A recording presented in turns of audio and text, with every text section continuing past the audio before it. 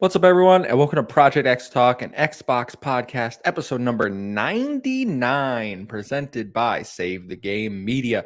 I'm your host, Kevin, aka the Muffin Mon, and today I am joined by Mr. Physical Copy himself, Ethan. How you doing, buddy?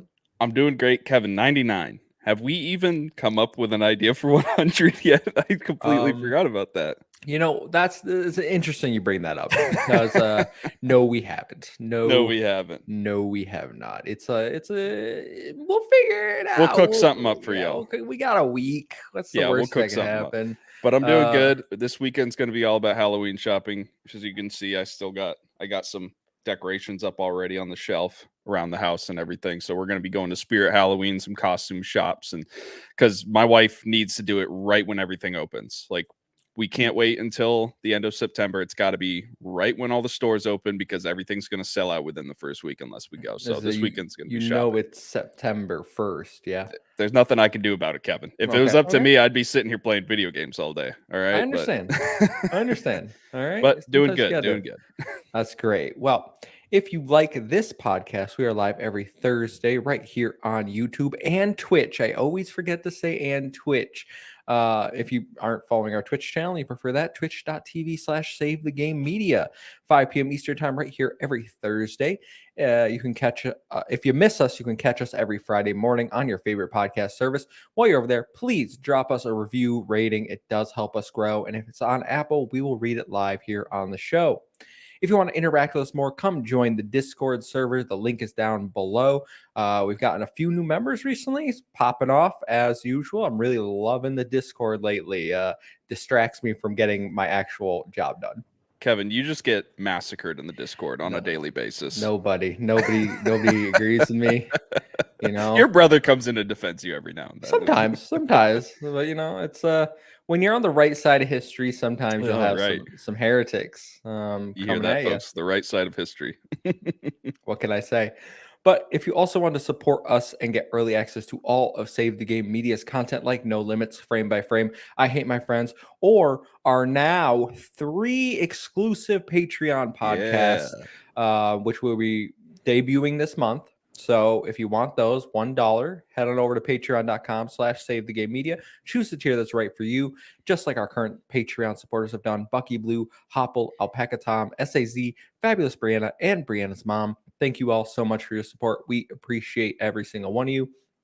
And now that we got the housekeeping out of the way, I'm trying to get this sun out of my eyes. Ethan, I'm going to go around the room and ask one simple question. That question is, what have you been playing? All right, to everyone listening, I know this is an Xbox podcast, but as you guys know, I've recently come into the possession of a PlayStation 5. Like I said before, I've re-entered the PlayStation ecosystem, so I'm trying to catch up here. So I promise you, one of these weeks, I'll start talking about Xbox games again. But I've played 2 games since the last time we talked. I don't know if I had platinumed Ghost of Tsushima yet since last week, but I did platinum that, so I finished that up. I talked about it at length last episode, so if you want to hear my thoughts on it, go check that out. But the 2 games I played is Astro's Playroom. I finished that up because that comes pre-installed. Still, I remember saying this when I played on a buddy's PlayStation 5 when it first came out. He was able to grab one at launch. It's the best tech demo of all tech demos. It's absolutely incredible. It shows off all of the different features of the DualSense controller. So it's really, really cool. Love that. It's actually a really fun platformer in its own right. It's not a very long game, but it's a very fun and action-packed game. It's full of little Easter eggs. Yeah, I love it. It's full of little Easter eggs. Even somebody that has not been a part of the PlayStation ecosystem, I recognized a lot of the different homages and Easter eggs that were placed around the different maps that you explore. So that was really, really fun to go through. So I platinumed that. And then the game I've been playing recently is Marvel's Spider-Man. I am probably 3 trophies away from platinuming that. I've gotten all the gold and silver trophies, basically. I have to clean up some of the bronze trophies, so I'll probably be doing that later tonight. I love this game. The verticality in it is awesome. Being able to swing around New York has been a blast. I love how while it still feels like New York and you still get things like the Empire State Building, the Brooklyn Bridge, One World Trade Center, it still has that Marvel flair. You see Avengers Towers. I ran into Doctor Strange's Academy the other day, the embassy to Wakanda. I mean, it's really, really awesome to see the whole kind of Marvel universe integrated into New York like this, and being able to explore it has been such a pleasure. I will say, though, near the end of the game, at least for me, it started to become kind of a slog trying to clean up all the different districts in Manhattan. Of course, there's 5 thug crimes and 5 demon crimes per district that you got to clean up to be able to get like a 100% completion around Manhattan. And then right at the third act of the game, they add 10 more crimes that you got to do. So I've spent probably the last day or so, the last day of playing this game, just swinging around and finding these random event crimes, which are really just drop in, beat up a bunch of guys, and leave. So it's gotten to be kind of a slog. I think that's kind of my fault because I didn't focus on them much at the beginning. I just really went straight forward with the story, and so now I'm not balancing it well. So I think that's kind of on me. So I'm, I'll leave that up to everyone else's interpretation. But overall, this game's really, really fun. I see why it's considered one of the premium games to have came out in the last generation for PlayStation, and I'm really excited for Spider-Man 2 now. That they announced it, and I still get to play Miles Morales later on. So that'll be really exciting to jump back into it once I take a break and play some other games.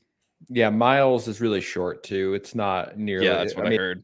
Spider-Man's not that long of a game, but Miles is really short. Like I will say though, the platinum for Miles is you have to do a New Game Plus playthrough. So to hear that it's short is very promising, because I was really worried I wouldn't get the platinum, because I'm like, I'm not going to play through a whole New Games Plus just to get a bronze trophy. But that's good that it's short. Nah, you can knock out the New Game Plus in like 2 hours, I think. Sick. All right, so that's good. Yeah, it's really easy. Tom says Kevin's beer. Yep, I shaved. I have a work presentation coming up, so I wanted to look a little more professional than the homeless gentleman that was showing up every week. Like me.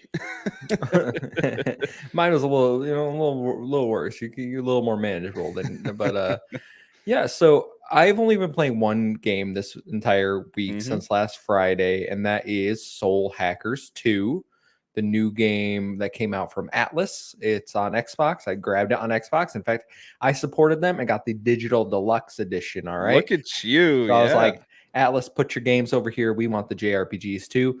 So I have beaten the game. I beat it last night. It took me about 25 and a half hours, but I did That's not bad. No, I did. I'm going to talk about it. It's a very accessible JRPG, because if you golden path it, which my brother did, you can beat it in probably 12 to 15 hours. Wow. If you just do the main story.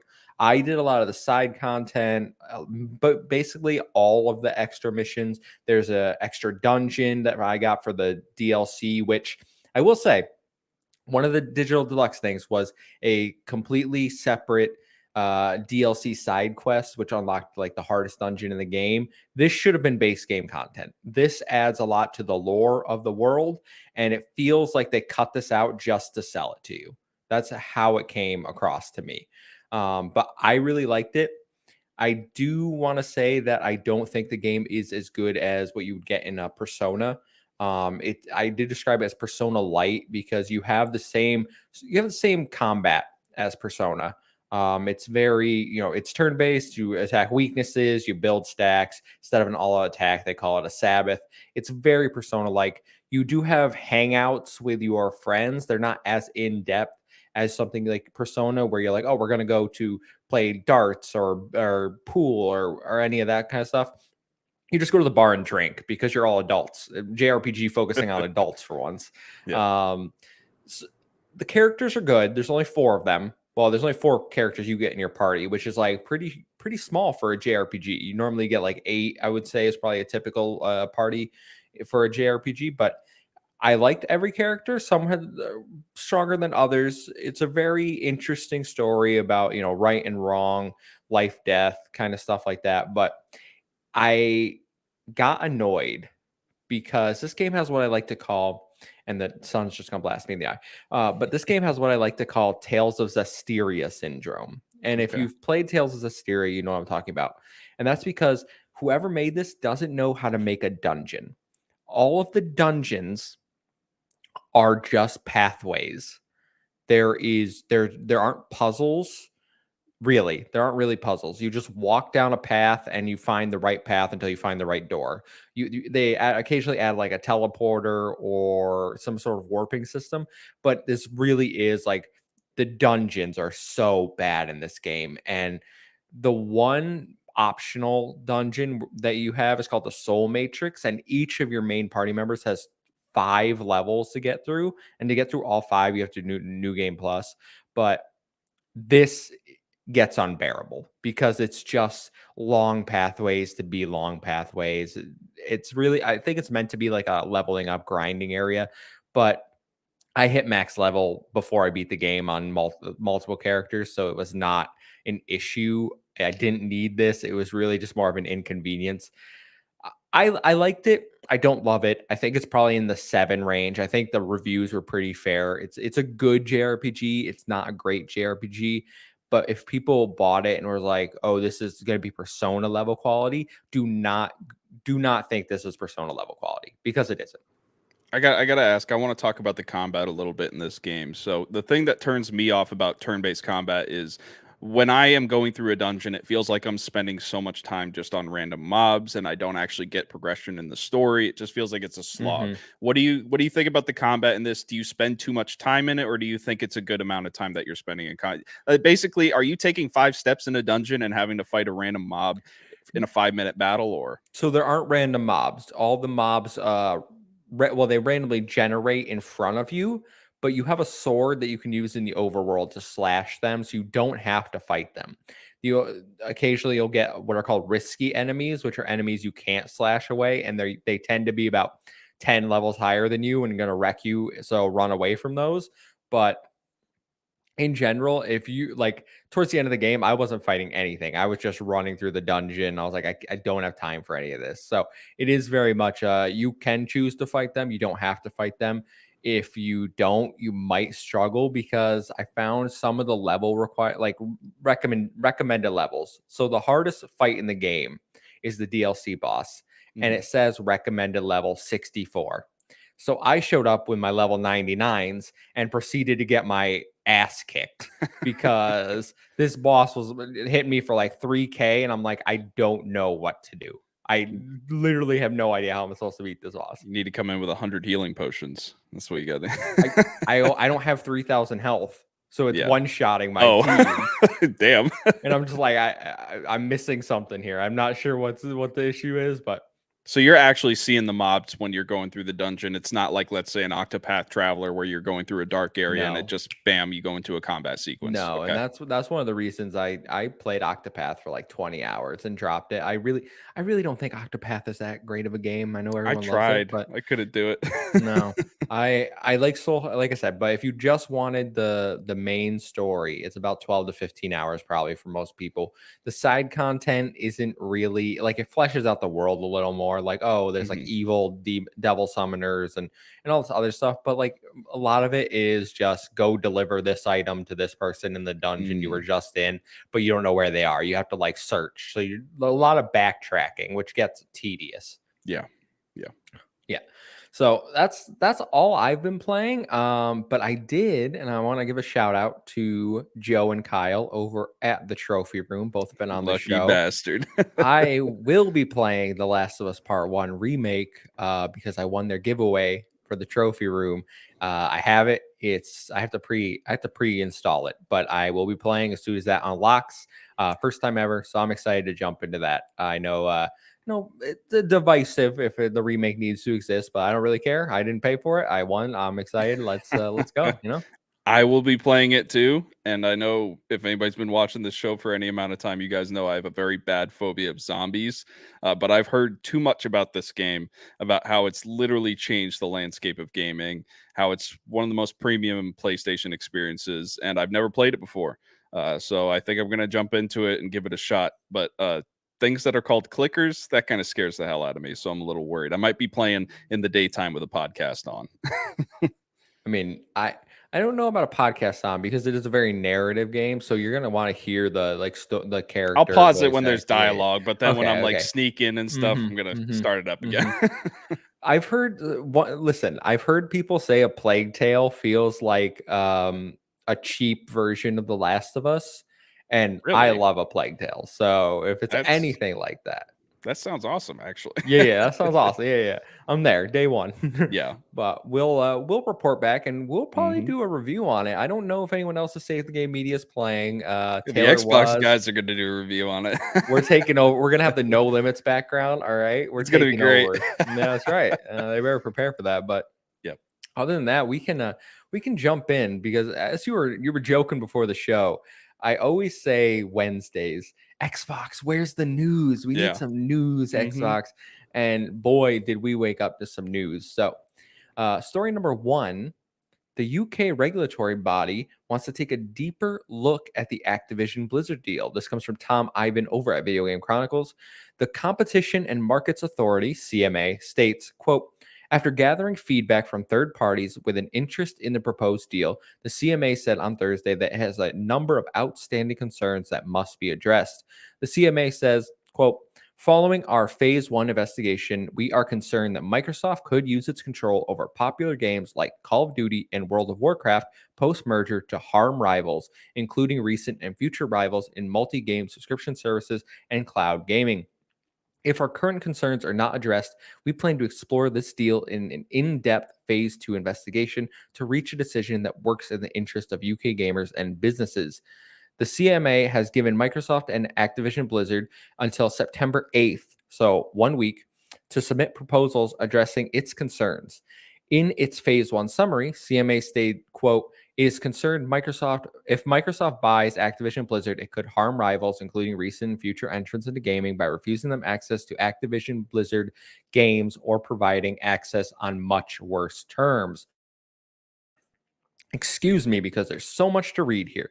Um, Following, the CMA has also received evidence about the potential impact of combining Activision Blizzard and Microsoft's broader ecosystem, as Microsoft already has a leading game console, a leading cloud platform, and the leading PC operating system, all of which could be important to its success in cloud gaming.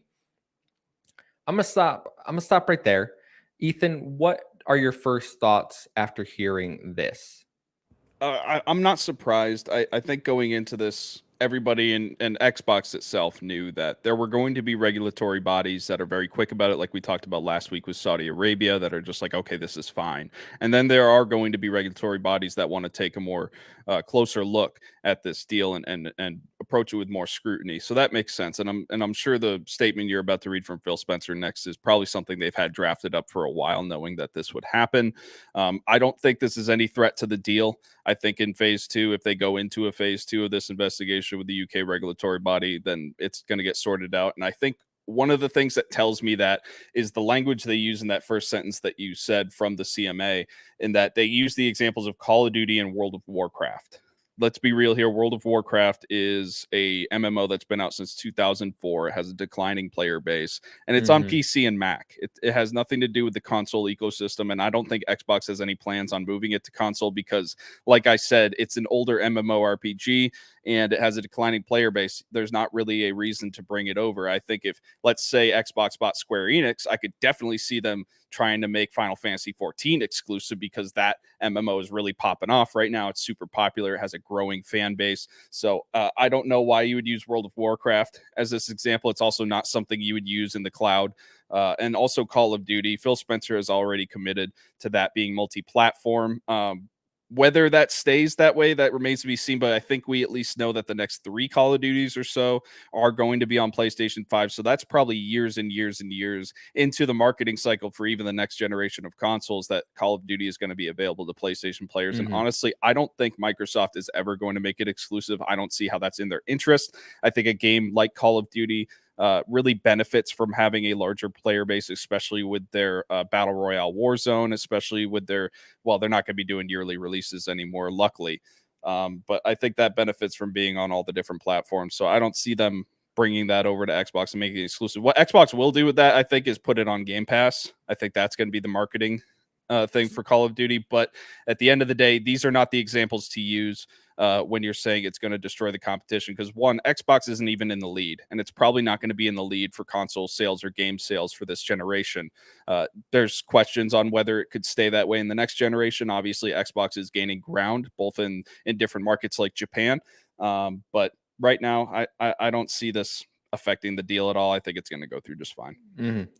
Well, it's funny you mentioned some points that Phil Spencer himself brings up, because in a Microsoft blog post, which you can read for yourself, I picked out some specific paragraphs, but it is much longer. He says, quote, "We're expanding choice in two ways: through the creation of Game Pass, which gives players a subscription option, and by bringing games to mobile platforms, including through our cloud gaming stream technology.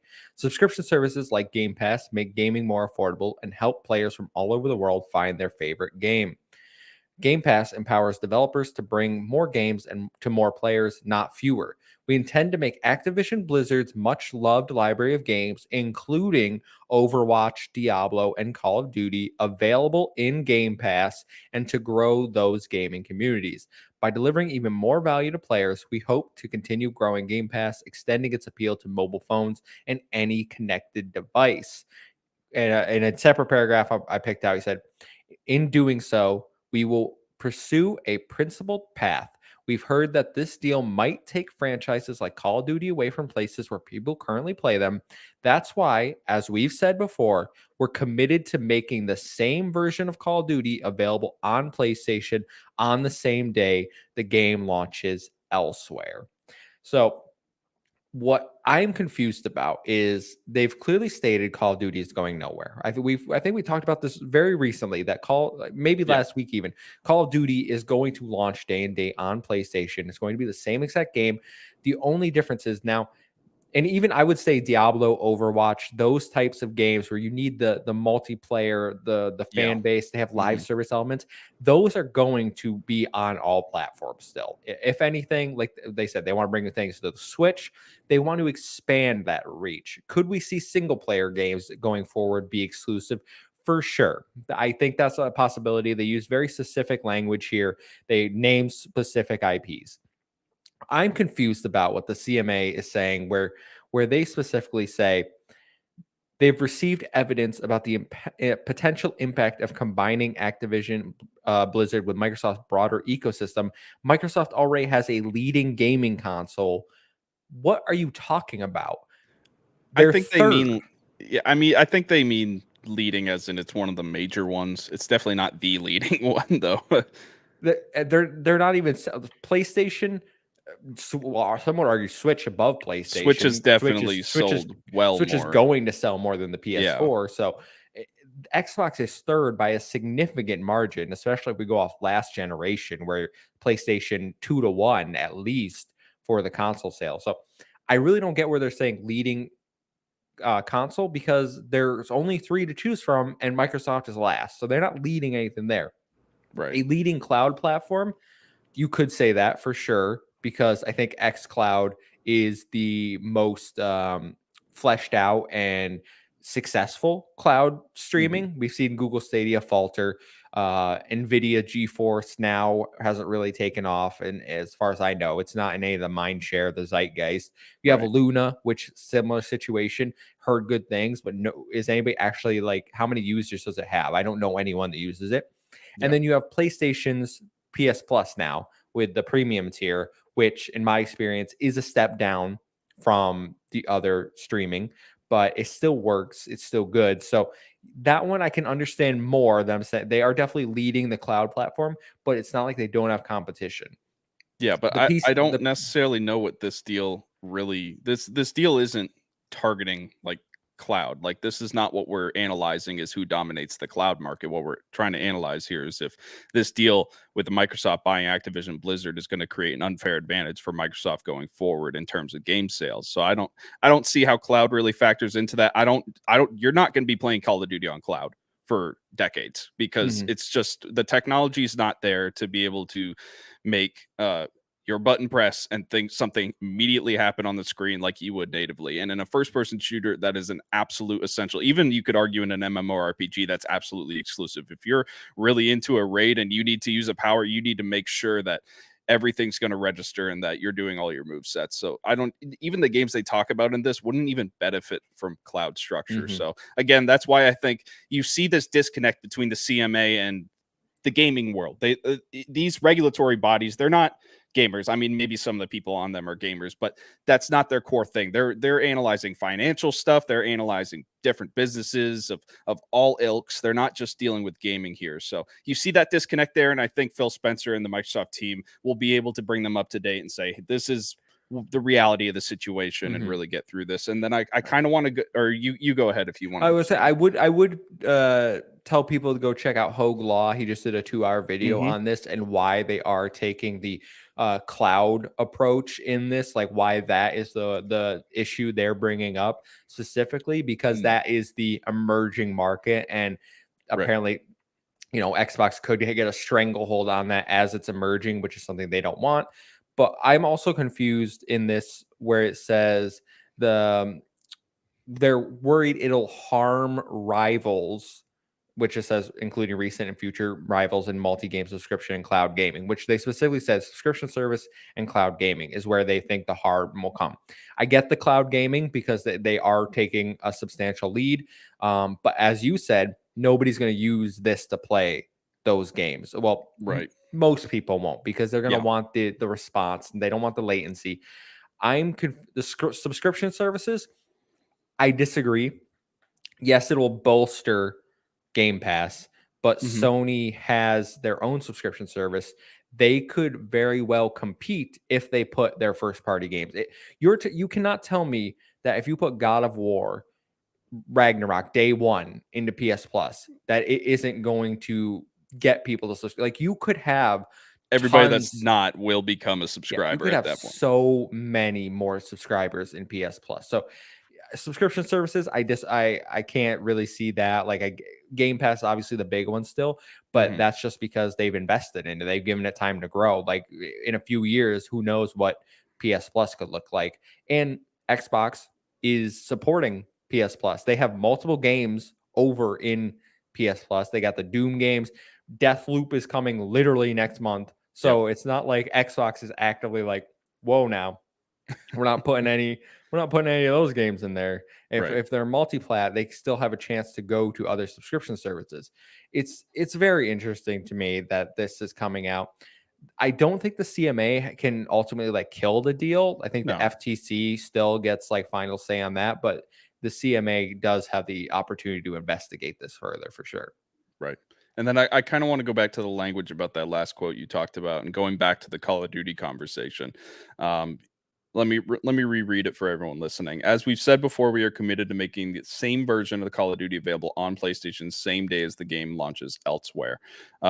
Just saying that it's going to be available on PlayStation, that leaves it up. Obviously, you can put it on Game Pass. So he didn't say, they didn't use the language of purchase or anything like that. They specifically just said available. And I think Mhm. that means that I think it's a fairly safe bet that we're going to see Call of Duties going forward on Game Pass. Oh yeah, I mean, he specifically says in the paragraph before, we intend to put the games on Game Pass. So Right. I mean, I don't know why anyone thought that that wasn't a thing. Yeah. Sam says it's me influencing the CMA here in the UK. Sorry, lads. Sam, how dare you? Yeah, how dare you? No, listen. It's over our heads because we're not lawyers. This is a lot Right. of PR speak. I Mhm. did see I did see one tweet where they claimed, the CMA apparently claimed, that Xbox has said they would keep games multi-plat in the past and then made it exclusive.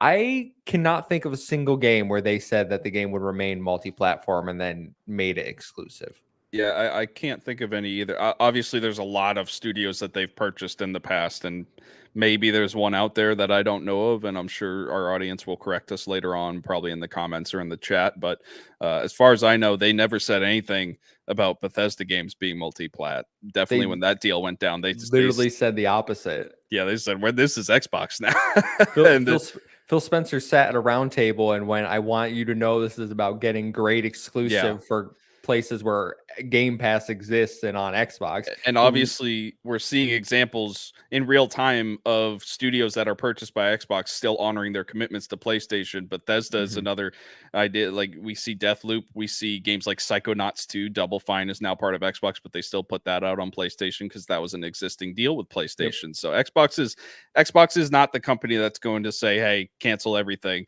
You're not putting your stuff on PlayStation anymore." Yeah, I did see people being like, well, why didn't they take this approach with Bethesda? Why are Bethesda games now exclusive? And we had that question last week from Captain Logan.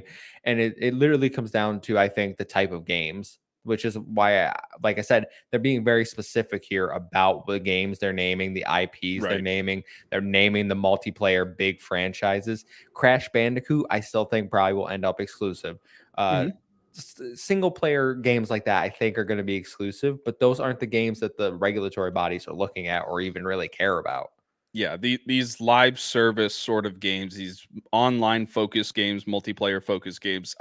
Let's be real here; they're more popular than Bethesda games. I think we could say, as much as I hate to admit it, there's more people that care about Call of Duty than care about Starfield, because it's just it goes outside of gaming enthusiasts like us. It gets everybody, all the people that play video games casually. They love things like, with other examples like Madden or FIFA and games like that. Call of Duty is very much one of those games where everybody knows Call of Duty, even if you don't play a lot of video games. So Yep. that makes sense to me that they wouldn't bring that up in a Bethesda argument. Well, they have a week to answer this. I doubt we'll hear anything because they'll probably submit the paperwork and then it'll take some while to review all that. But I still think, and despite what your favorite insider YouTuber might say, the deal is not closing anytime soon. It's probably still got another No, good yeah. 6 months in it. So at 2023, I think for sure is when I still think it's going to close. I don't think I'm sure they have answers for all this. I just don't think it's going to be by Christmas and Call of Duty's coming to Game Pass and all this other stuff. So No, yeah, this isn't that my Xbox can't control the marketing on this one like they can with other games. This is up to regulatory bodies that are outside of our world. So we have to wait for that. for sure. Well, we can move on to probably my least favorite story because I'm about to rage at it, and that is Halo Infinite's winter update roadmap Come was on, read it, revealed Kevin. Read what today. you typed out. I typed for the title of the story, Halo Infinite's roadmap is a fucking joke. Apologies to the language, but 343 has revealed the latest roadmap for Halo Infinite, and simply put, it's not good news. The winter update roadmap, which will cover November 8th through March 7th, says that we are getting Forge Beta, Campaign Network Co-op and Mission Replay, a free 30-tier battle pass, 2 new maps, and a few smaller features. They have also delayed Season 3 called Echoes Within to March 7th, and it'll run through June 27th with 2 new maps, 1 new weapon, equipment item, and some smaller features. Ethan, I'm going to let you go, but I Yeah. just have to go. I have to go first. All Okay, right. go for it. Go for it. This is embarrassing. I literally am out of patience with this studio. I see this roadmap and I'm like, okay, when's campaign co-op? Because for anyone that doesn't know, and I posted this in our Discord, the last roadmap they posted, campaign co-op and mission replay said late August. So I've been expected like any day now, it's got to be coming.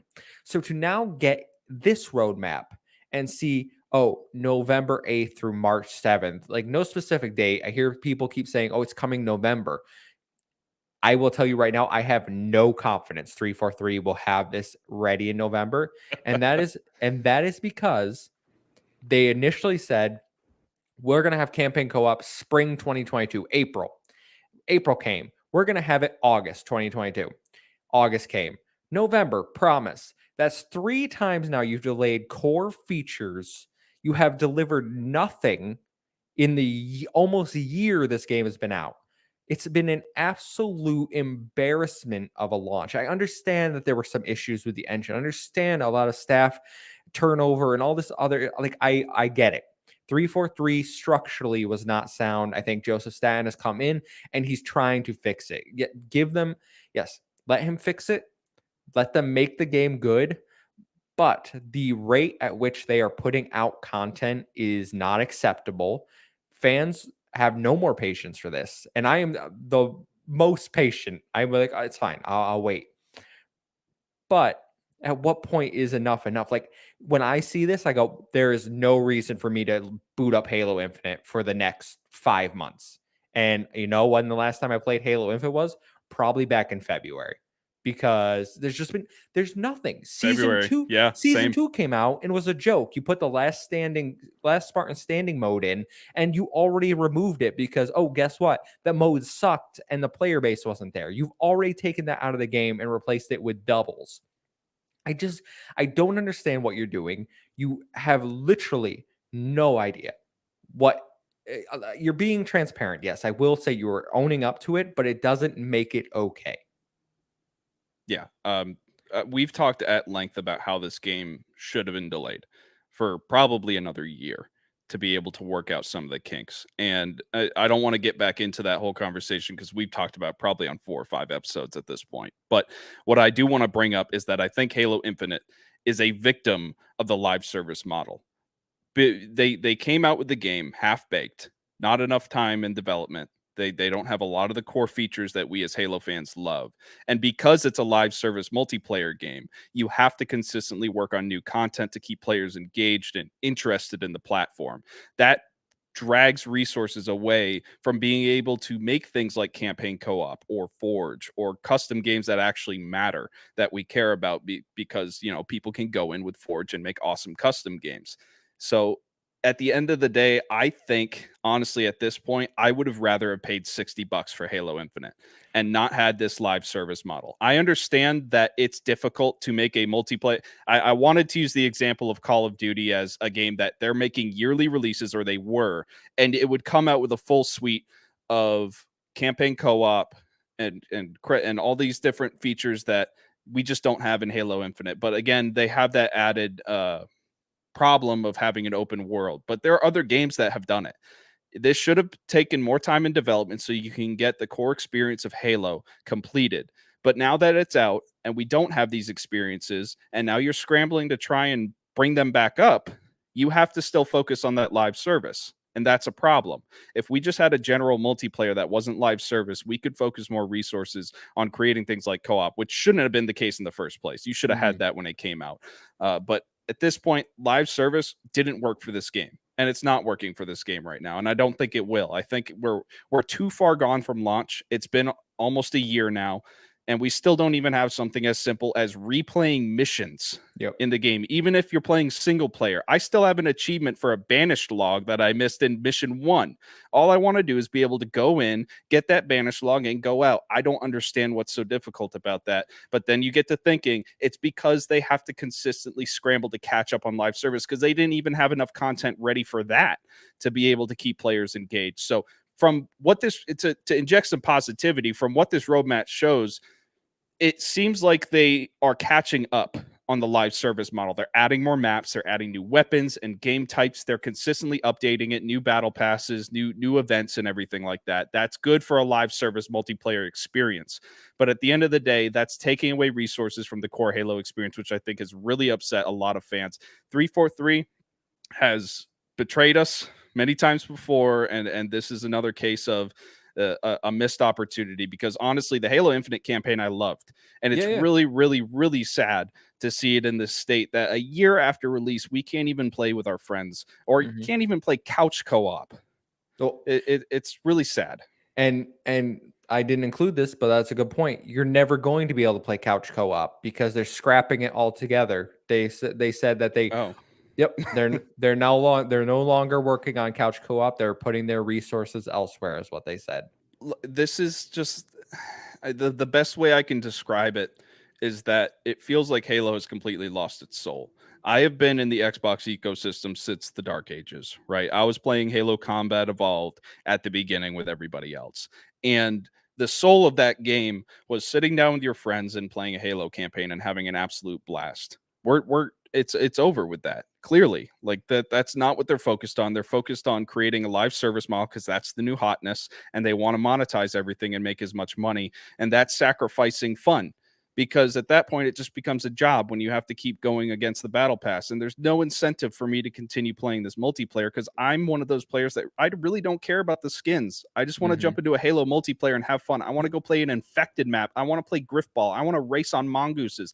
I don't want to sit there and play the same maps over and over and Mhm. over again. Just play Slayer because a freaking challenge I need to be able to unlock the next skin. I do not care. It's really sad. It's really upsetting. And I'm It's sure you can hear it in both of our voices that we're not happy about this. it's I'm not a fan of live service games in general. I don't I liked Destiny at the start and then they leaned more into it. I've yet to find a oh no, that's not true. I found one live service game that I think does things well, and that's Fall Guys. Oh, I love Fall Guys. Yeah. Yeah, I love Fall Guys. That's the only live service game that has not disappointed me yet. And I just I want to go to the chat because they bring up some good Oh, points that chat's I going think, crazy. Yeah. yeah, chat is going crazy. So we have lots of people saying 343 it needs to be gone. Ghostly March says Bonnie Ross needs to be fired as the head of 343. The buck stops with her. She's failed to deliver, which I kind of agree with. Like, if you don't perform, if you don't meet your deliverables, you have to start being held accountable. And she was the head of the studio. She worked on that television show, by the way, which we all know how that turned out. And then Nikolai says, "Do we think Joseph Staten's enough to right the ship at this point?" I don't know. I hope he's making hires. Ex Bungie people are being brought in. He is being very transparent. Every interview I hear with him, he Mhm. sounds like he knows what he wants. Did you hear this, Ethan? I don't know. He did an interview, Mm. and he said when they got there, when he arrived, that the Halo Infinite team was talking about putting a way to make armor, like, oh, like maybe you should be able to kill the animals for resources and like have some sort of Oh like dear. crafting system.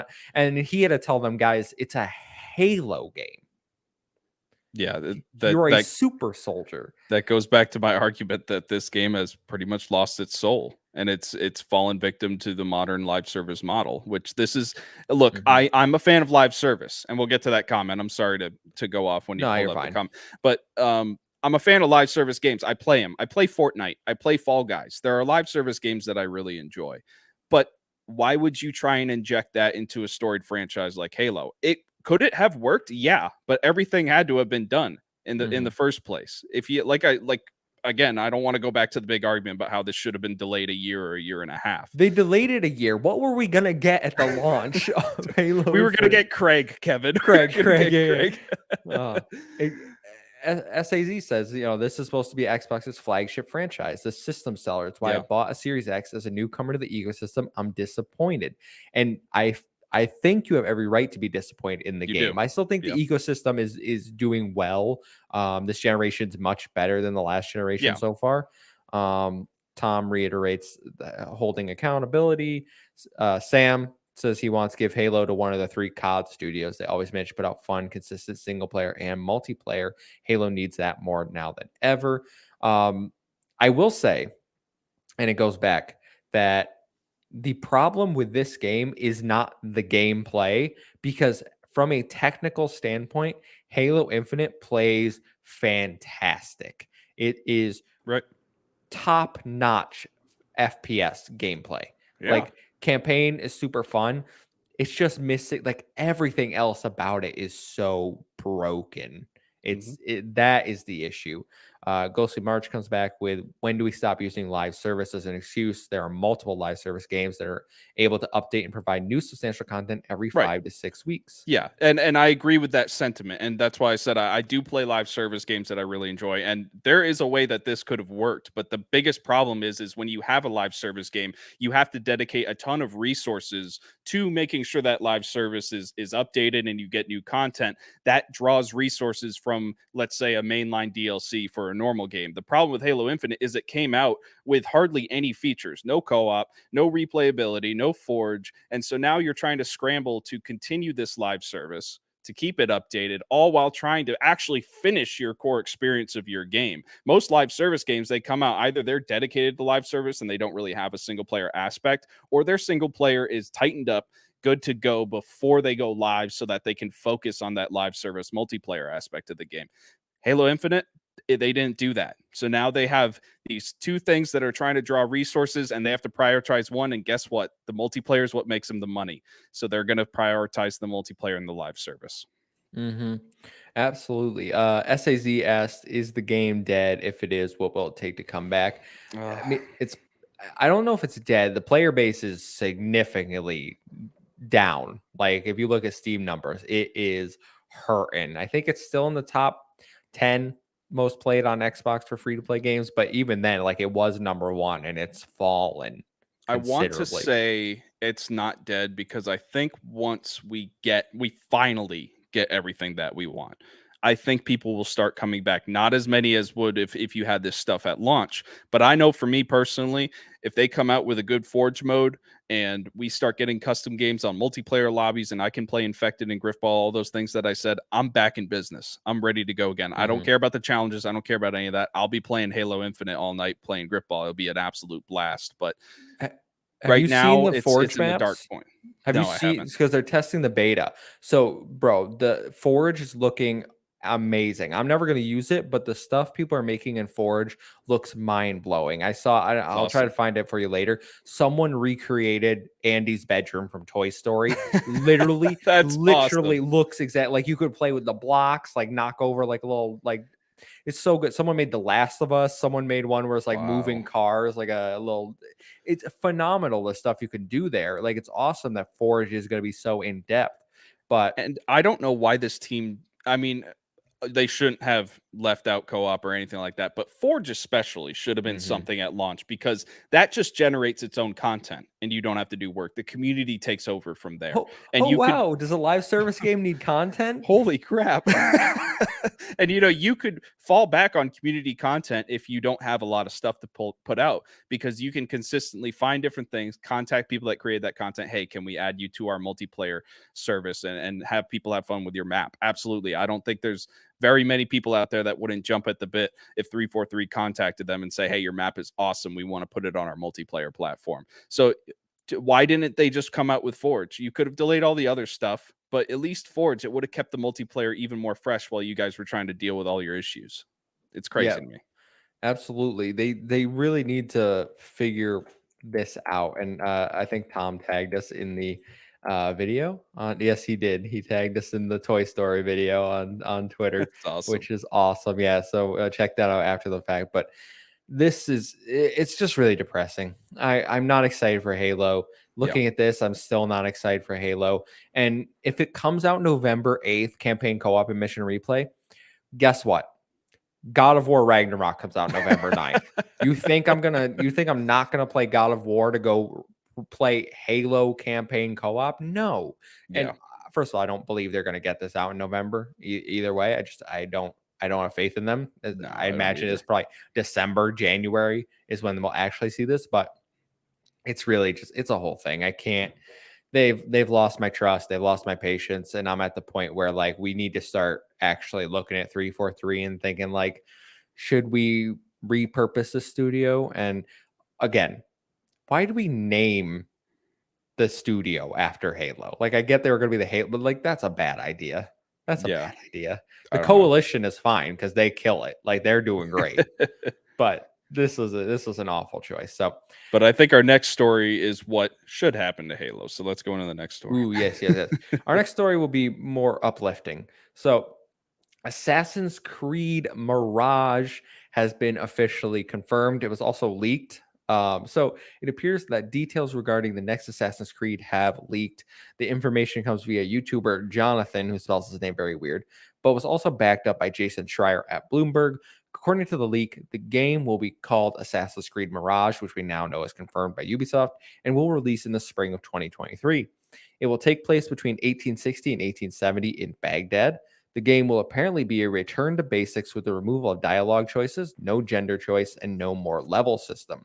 Ubisoft is also reportedly working on an Assassin's Creed 1 remake to include in a season pass with the game. Ethan, you love Assassin's Creed. Oh, What yeah. does this do for you? This does everything for me, Kevin. This pushes all my buttons. As you know, I'm a huge Assassin's Creed fan. I've played every single one of them except for Unity. I need to get on Unity. I see it's on PlayStation Plus, so I might pick it up and give it a shot finally. But just being able to return to form to Assassin's Creed. That's something that the core Assassin's Creed fan base has really been calling for a long time. As much as I really enjoyed Origins and I really enjoyed Odyssey. Valhalla kind of dropped the ball a little bit. I still put 180 hours into it because I'm a masochist and I love Assassin's Creed. But it was definitely not as fun as Odyssey or Origins. But I absolutely adore the original way that you do Assassin's Creed. Assassin's Creed 1 through 3, you have a clear storyline, a clear character that you have to play, and it pushes the narrative of the overall universe in Assassin's Creed. And so for them to return to form and also integrate the story of the most recent games, I think is really, really exciting for me. And I remember, I forget if it's Assassin's Creed 1 or 2 that you're in Constantinople in Turkey. But I remember that's around the same time period. I want to say the Ottoman Empire being in a city in the Middle East and being an Assassin's Creed assassin. That's really, really exciting to me. So this gets me nothing but hype. And then also the story of the Assassin's Creed 1 remake. That's something that really, really excites me because Assassin's Creed 1, I believe, is an absolute masterpiece and it 100% deserves a remake. I think it's overdue for a remake. I think at this point we should be making remakes of Assassin's Creed 3. That's how much it's overdue. But Assassin's Creed 1 is a great, great story. It's a really good place to start in the Assassin's Creed universe. And I still think it holds up today, but to be able to see a full-on remake would be really, really exciting. So a return to basics, this is exactly what I want to hear from Ubisoft. Ubisoft has been losing the plot for a while at this point with not just the Assassin's Creed franchise, but a lot of their other franchises. And I want to see Ubisoft come back to form and create those incredible third-person narrative adventures that they were known for back in the day. And this is really exciting to hear. This is a good development. Arkwing agrees with you, says, if these details about Mirage are true, I'll be interested. Origins and Odyssey definitely weren't my thing, and I feel they were too bloated. That's For fair enough, sure. yeah. I think a lot of people are feeling that way, especially Valhalla, I think has really been the tipping point for a lot of It Assassin's has, Creed yeah. fans, where you're hearing people are like, oh, I have 150 hours in Assassin's Creed Valhalla, and I still haven't finished everything. Like, Yeah. it's too much, Ubisoft. Your games are getting too bloated. They're too big. Listen, I've never been an Assassin's Creed guy. So for me, this doesn't really do much. I'm not super like, oh my God, I can't wait. But I know people are. My brother loves Assassin's Creed. Hearing this will probably excite him because he was one of the people that was like, they're doing too much now. Like he would put on the insta kill thing in Assassin's Creed Valhalla Yeah. because you're an assassin. Like if you sneak up on you should be able to kill them. Like that's the whole point of the game. So it is one of the things like this is going to appeal to the older Assassin's Creed audience if true. The newer fans, I think there's still a lot that they can find because it is still going to be, the gameplay. And so it's not going to have everything they want. But if you actually like what makes Assassin's Creed, I think there's going to be stuff for everyone here. Yeah, and I think it's a good idea too that they're using a character that's familiar to the new breed of Assassin's Creed fans. Basim, he's somebody that you actually meet in Assassin's Creed Valhalla. He's one of the hidden ones. So to have a familiar character and still be a part of that timeline, I think will be a good way to integrate the new fans into the old way of how these games used to work and really expand that audience there. And I think, Kevin, for somebody you say you don't like Assassin's Creed, the original Assassin's Creeds I would compare to like a PlayStation first party exclusive where it is a big third person narrative adventure with, good sneaking elements, good combat, not a whole lot of RPG mechanics, a skill tree. I think it's something that you actually might enjoy if you enjoy those Sony first party exclusives. I remember trying to play, I think it was the original Assassin's Creed, might have been Assassin's Creed 2, and the camera was so bad. Like they probably fixed it on like The remasters cameras and are a stuff. little rough. Yeah, But the like original ones for sure. I remember because I wanted to play it because everyone's like, oh, it's a spiritual successor to like Prince of Persia, and I love the Prince of Persia games. Yeah. But for me, Prince of Persia is a much better series than Assassin's Creed. So like I'm waiting for them to bring that back. There's obviously the remake in the works, which looked god awful, and it's like delayed indefinitely. So for me, Assassin's Creed's never really been that appealing. But I get what you're saying for sure. It's definitely, if they nail it, like it could be something I could try. Like I have access to all of them. I did play Unity a little bit. The multiplayer in Unity was fun. That I did enjoy that. Yep. Brotherhood's multiplayer where it wasn't co-op, it was like PvP. I Yep. did like that. I liked I did Brotherhood enjoy that. multiplayer Yeah, on the I did like 360. That that. was a good time. Yeah, sneak like blending into a crowd Yeah, and it then was so yeah, fun. just stabbing someone, like disappear. Yeah, that was a lot of fun. I enjoy that. So those there are aspects of the game I do enjoy, but Mhm. overall they haven't been for me. But this is good news. We're gonna see more September 10th at the Ubisoft Forward, which we may live react to. I don't know what everyone's got going on. It's a whole thing. We're already live. We September already 10th people is a Saturday. I think we yeah, can make we it. already Yeah. have people doing the D23 that day, so we will see what the schedule has in store, Mhm. but stay tuned for more on that. Ethan, I want to quickly go to the next one because Xbox is returning to the Tokyo Game Show. This was announced via Xbox Wire. They will have a live stream for the Tokyo Game Show on September 15th at 5 a.m. Eastern Time, where they will focus on Japanese and Asian focused games and games announcements. Doubt they're going to have any sort of like, oh, we're making this sort of game. It sounds like it's going to be like their Japanese partners, like what games are coming to the Mhm. platform, kind of like it was last year. So I wanted to know what do you expect from this stream? Uh, I mean, exactly what it says, just focusing in on JRPGs and games that really pander to the Japanese market. I think this is a positive sign of Xbox continuing its journey into the Japanese market. I think it's a good thing to see them at these Tokyo game shows and really promoting the console outside of the United States and Canada. And so, yeah, it's a good development. Really Mhm. exciting. I'll be interested to see what comes out of it. You want to live react to that at 5 a.m.?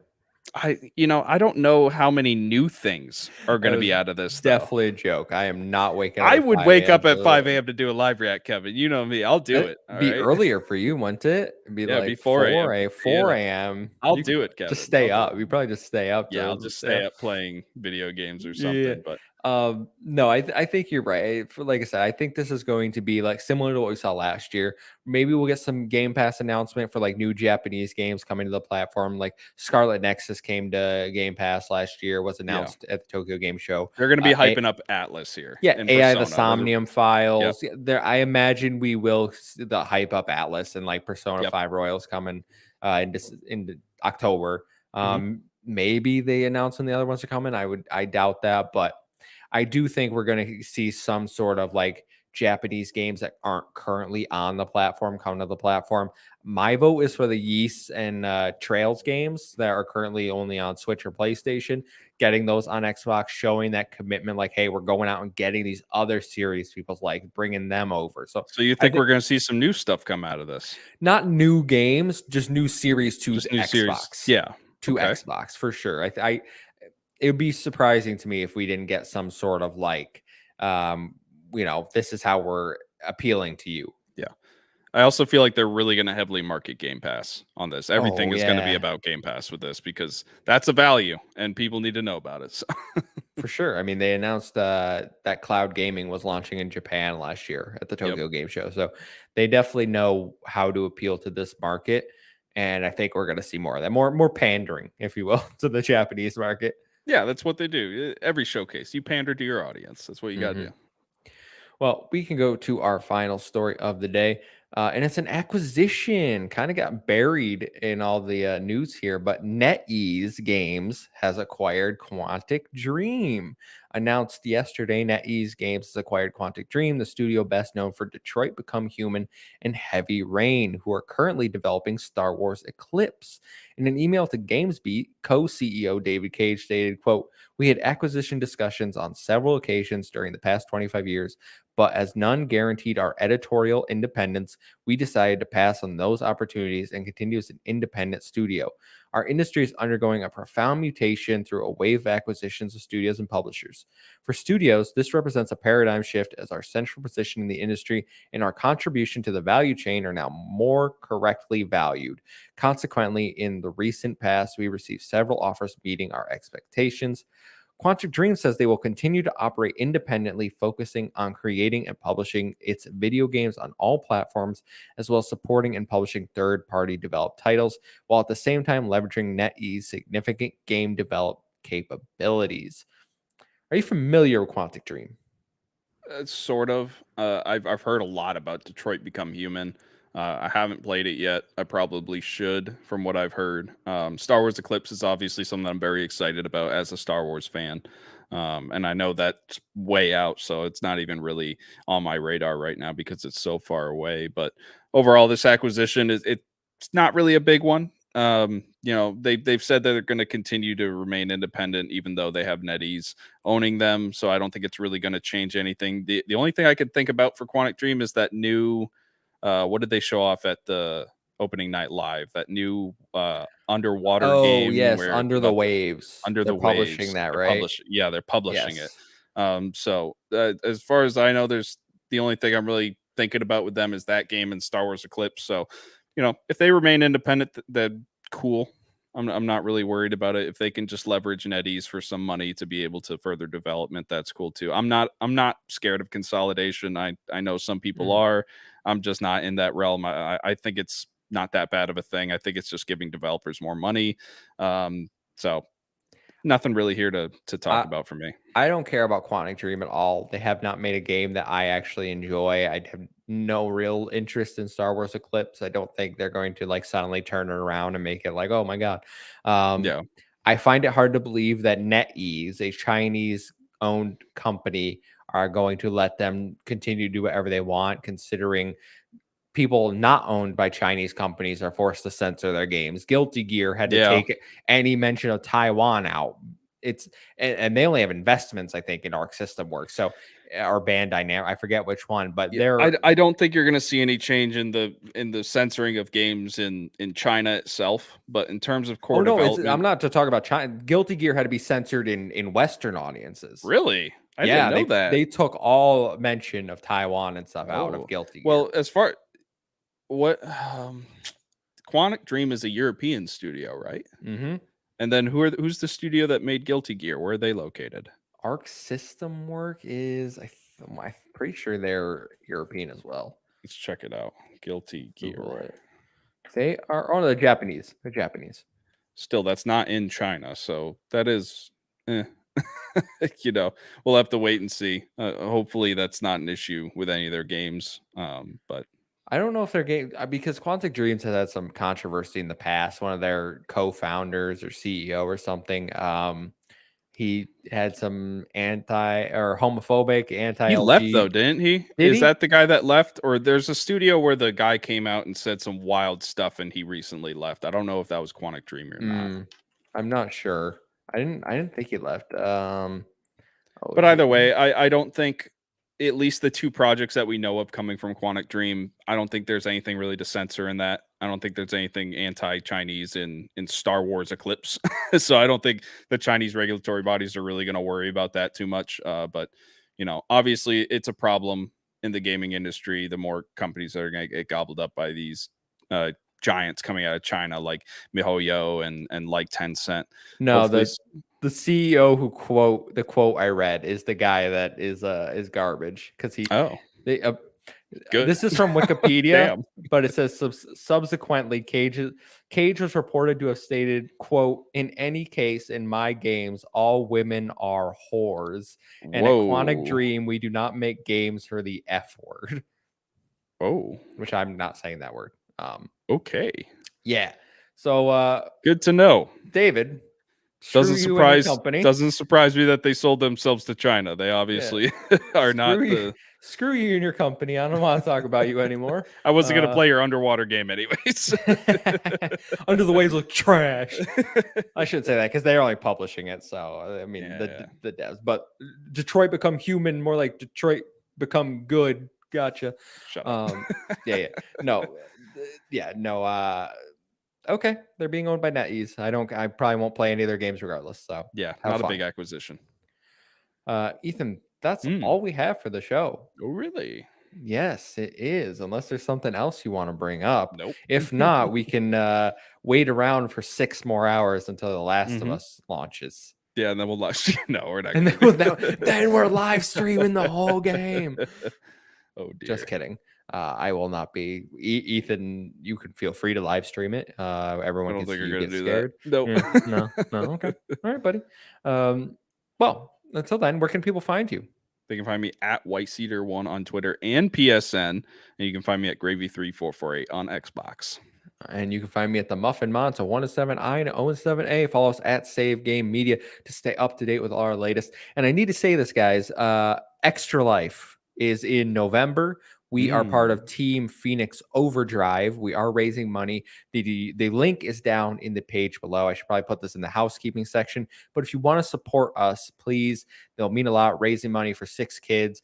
Taylor over from No Limits, our sister PlayStation podcast, and myself are going to be going to Extra Life for the Phoenix Overdrive. Going to be streaming and gaming and doing all stuff for hours and hours and hours to raise money. So any help would be appreciated. Thank you all so much. But until next week, we'll see you. Goodbye.